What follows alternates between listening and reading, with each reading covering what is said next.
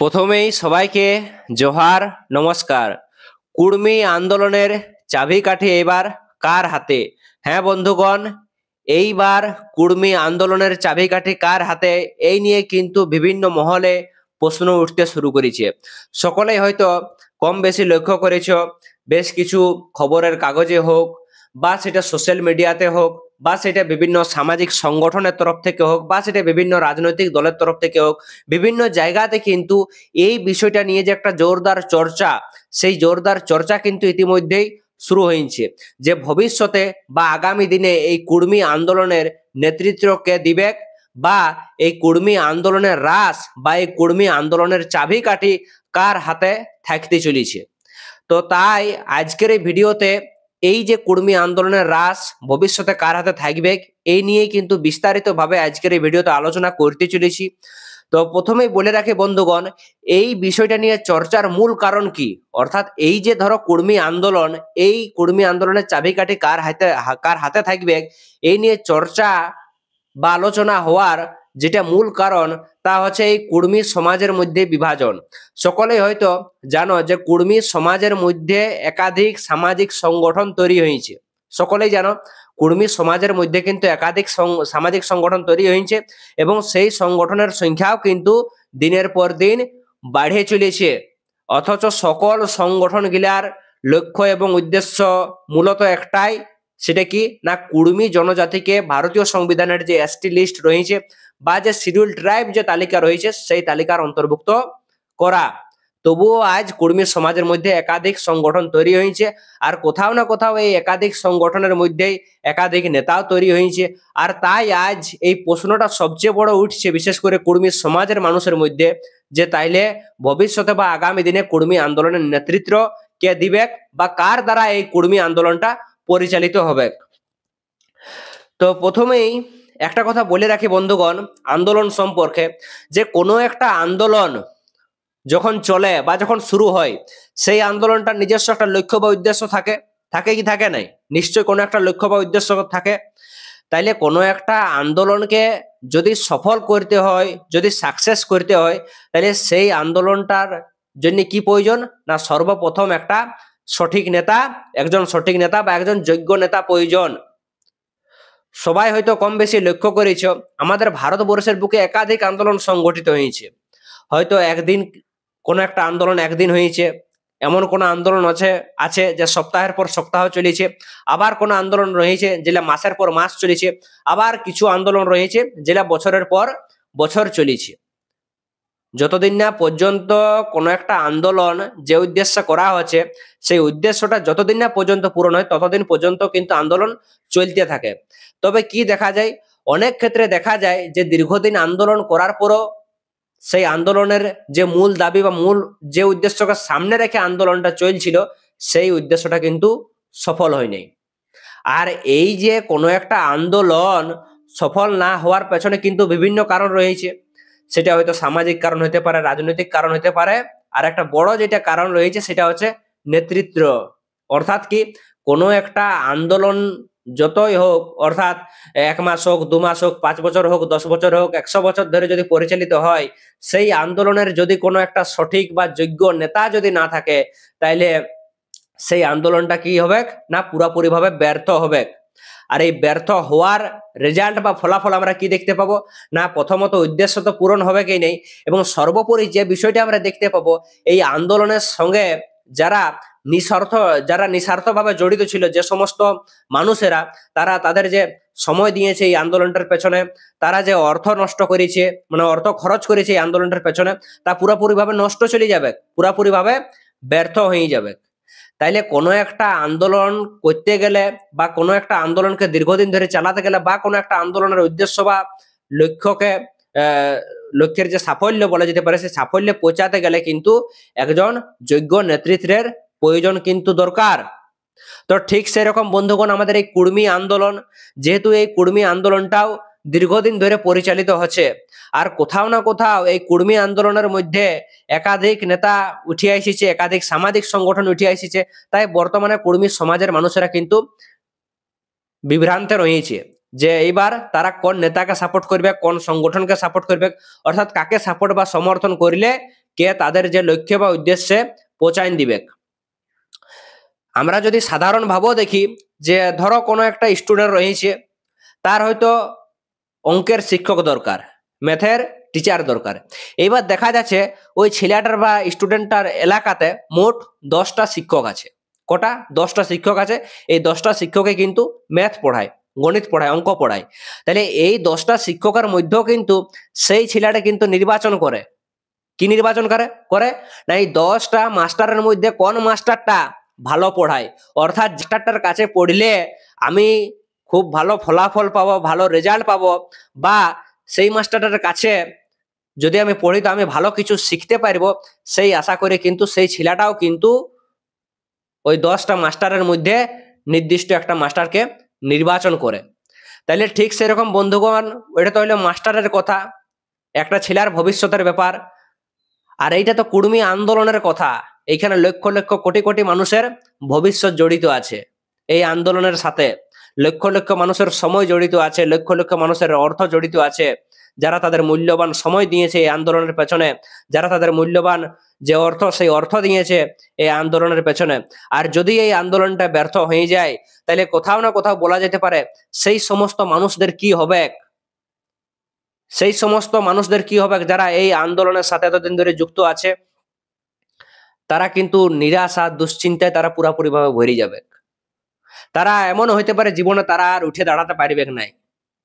তারা হয়তো দিন রাত এটাই ভাববে যে জীবনের 20 থেকে 30টা বছর, বিশেষ করে যুব সমাজ যারা এই আন্দোলনের সাথে যুক্ত রয়েছে, তারা তো বিশেষ করে তারা ভাববে কি, কারণ যুব সমাজ যদি তাদের মূল্যবান সময় এই আন্দোলনটাতে ধরো দিয়েছে, এবং তার যদি কোনো ফলাফল বা রেজাল্ট না বেরায়, তাইলে অবশ্যই বলা যেতে পারে যুব সমাজ কিন্তু ভবিষ্যতে এই বিষয়টা নিয়ে ভাবিতে বাধ্য হবে যে যদি 20 বছর এই আন্দোলনের পেছনে সময় না দিয়ে যদি আমি অন্য কিছু কাজ করতি, তাইলে হয়তো তার একটা ভালো রেজাল্ট বা ভালো কিছু ফলাফল পাতি।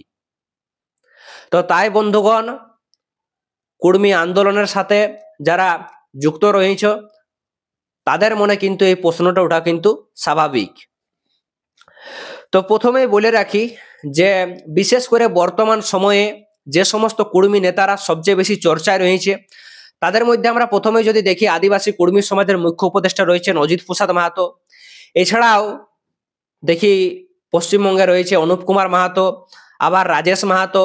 আবার আমরা যদি আমাদের পার্শ্ববর্তী রাজ্য ঝাড়খণ্ডে যাই তো সেখানে দেখি শীতল ওয়েদার, শৈলেন্দ্র মাহাতো রয়েছেন, মন্টু মাহাতো রয়েছেন, উড়িষ্যাতে জয়মণি মহন্ত রয়েছে। তো এমন বহু নেতা রয়েছেন যারা বিভিন্ন সামাজিক সংগঠনের যারা লিডার, কুর্মী সমাজের বিভিন্ন সামাজিক সংগঠনের যারা মূল নেতা, তো বিভিন্ন নেতারা কিন্তু রয়েছে। তো এইবার বিশেষ করে কুর্মী সমাজের যারা মানুষ রয়েছে তাদের মধ্যে কিন্তু এখানেই বিভাজন বা বিভেদটা তৈরি হয়েছে। বিশেষ করে যারা, এছাড়াও বলে রাখি একটা কথা, যে এই যে কুর্মী আন্দোলন বা কুর্মী সমাজের যে সমর্থন, সেই সমর্থনে কিন্তু দুটা রাজনৈতিক দলও রয়েছে, প্রধানত দুটা রাজনৈতিক দলও রয়েছে। একটা হচ্ছে আশু party all Jharkhand student union, যার সুপ্রিমো সুদেশ মাহাতো, এবং অপরদিকে রয়েছে ঝাড়খণ্ড লোকতান্ত্রিক ক্রান্তিকারী মোর্চার নেতা টাইগার, ডুমরি বিধানসভার বিধায়ক জয়রাম মাহাতো।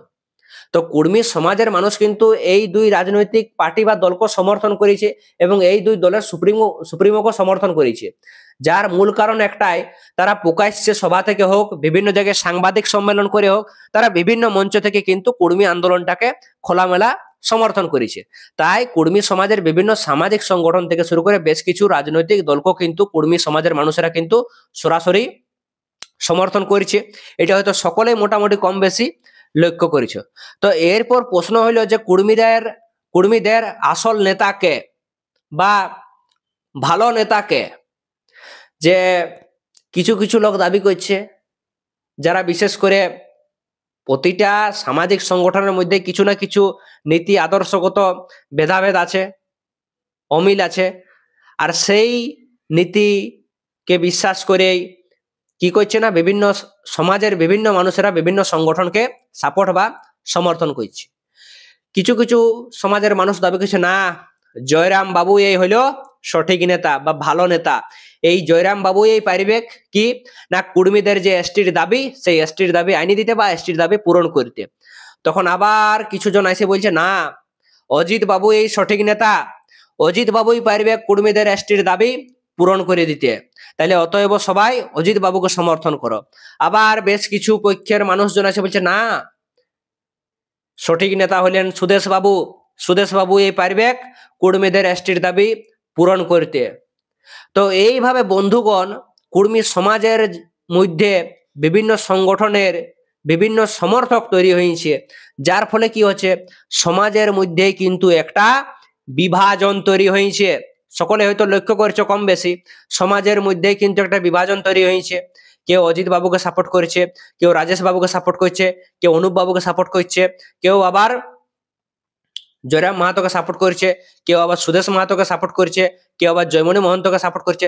তো এইভাবে সমাজের মধ্যে কিন্তু যে বিভাজন তৈরি হয়েছে, সমাজের মধ্যে কিন্তু এইভাবে একটা বড় বিভাজন তৈরি হয়েছে। তো এইবার হলো সবচেয়ে বড় প্রশ্ন, তাইলে মানুষ কাকে সাপোর্ট বা কাকে সমর্থন করবে? কুর্মী সমাজের আসল নেতাকে, যে কুর্মীদের দাবি বা উদ্দেশ্যটা পূরণ করতে পারবে। তো এই বিষয়ে বন্ধুগণ আমি বেশি তর্কে বিতর্কে যাব নাই, কারণ নেতা নির্বাচন করার অধিকার প্রতিটা মানুষের আছে। ভারতবর্ষ একটা গণতান্ত্রিক দেশ, এই গণতান্ত্রিক দেশে প্রতিটা মানুষের কিন্তু একটা অধিকার আছে তাদের নিজস্ব নেতা নির্বাচন করার। তাদের নিজস্ব নেতার নির্বাচন করার অধিকার কিন্তু এই দেশের প্রতিটা মানুষের আছে। তাদের যাকে পছন্দ তাকে তারা নেতৃত্ব হিসাবে গ্রহণ করতে পারে। তবে এই যে যদি এইভাবে সমাজের মধ্যে যদি এইভাবে বিভিন্ন সামাজিক সংগঠন বিভিন্ন দলে দলে যদি বিভাজন এইভাবে চলতে থাকে এবং ভবিষ্যতে যদি এটার পরিমাণ আরো বেড়ে যায়, তাহলে তার পরিণাম কিন্তু বন্ধুগণ মোটো ভালো হবে নাই। এটা হয়তো সবাই কম বেশি জানো। যদি এইভাবে সমাজের মধ্যে বিভাজন চলতে থাকে, এইভাবে সংগঠনের পরিমাণ দিনের পর দিন বাড়তে থাকে, একটা থেকে 10টা, 10টা থেকে 100টা, 100টা থেকে 1000টা, 1000টা থেকে লক্ষ পৌঁছে যায়, মানে সংগঠনের পরিমাণও যদি বাড়তে থাকে, তাহলে কোথাও না কোথাও এটা সামাজিক যে আন্দোলন, কর্মী সমাজের যে আন্দোলন, সেই সমাজের আন্দোলনটাকে ধীরে ধীরে দুর্বল করে দিবে। যার ফল বা পরিণাম আমরা কি দেখতে পাবো না, 10 বছর কেনে 100 বছর হয়ে গেল, কর্মীদের যে এসটির দাবি, সেই এসটির দাবি কিন্তু আর পূরণ কোনোদিনেই হবে নাই, যদি এইভাবে বিভাজন চলতে থাকে দিনের পর দিন। তো বন্ধুগণ, এই মুহূর্তে করণীয় কি? এটা তো সকলের মনে একটা বড় প্রশ্ন, তাহলে এই মুহূর্তে করণীয় কি? তো এই মুহূর্তে সেই সমস্ত নেতারা যারা কর্মী আন্দোলনের মূল নেতা বা লিডার রয়েছেন, যাতে সমাজের মধ্যে বিভেদ, যাতে পৃথক পৃথক সংগঠন তৈরি না হয়, সেই জন্য তাদেরকে নিশ্চয়ই একটা আলোচনায় বসতে হবে এবং সেই আলোচনার মাধ্যমে ব্যক্তিগত ভেদাভেদ ভুলে যাই সমাজের স্বার্থে, জাতির স্বার্থে তাদেরকে কাজ করতে হবে।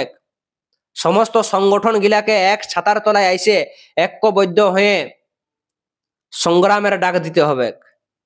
যেই দিনেই বন্ধুগণ এই কর্মী সমাজের, সেটা কোনো রাজনৈতিক দলের প্রতিনিধি হোক বা বিভিন্ন সামাজিক সংগঠনের নেতা হোক বা যে কেউ হোক, তারা যেই দিন এক ছাতার তলায় এসে ঐক্যবদ্ধ সংগ্রামের ডাক দিবে, ঐক্যবদ্ধভাবে লড়াই করার যেদিন জানিবে ডাক দিবে, সেই দিনে কিন্তু কর্মীদের যে এই এসটির দাবি, সেই এসটির দাবি পূরণ হবে। সেই দিনেই কিন্তু কর্মীদের এসটির দাবি পূরণ হবে। তো যাই হোক বন্ধুগণ, এই নিয়ে আর কিন্তু বেশি কিছু বলবো নাই।